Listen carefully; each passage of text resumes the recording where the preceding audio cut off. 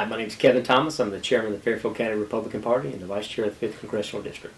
I was asked to be his precinct captain, and I reluctantly agreed to do that. But then, as I thought about his votes over the last few years, he's been in the Senate, and he has time after time voted with Democrats and the president on some issues. I just got really frustrated with him not following the South Carolina Republican Party platform, and just got frustrated with it and decided I couldn't be his precinct captain anymore. Even back to the TARP bailout, years ago, that was the issue with me.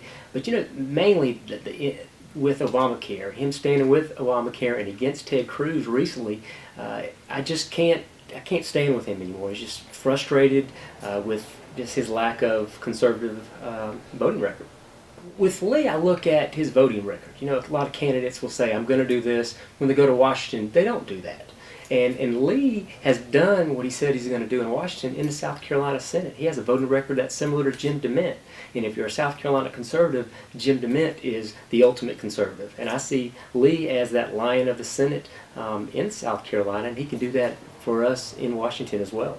I tell people all the time, I'm from the 5th District. I was one of those guys on the ground that helped defeat John Spratt, who people said, oh, he can never be beat, he can never be beat. He'd been in the House for 20-something years. He was the chairman of the House Budget Committee.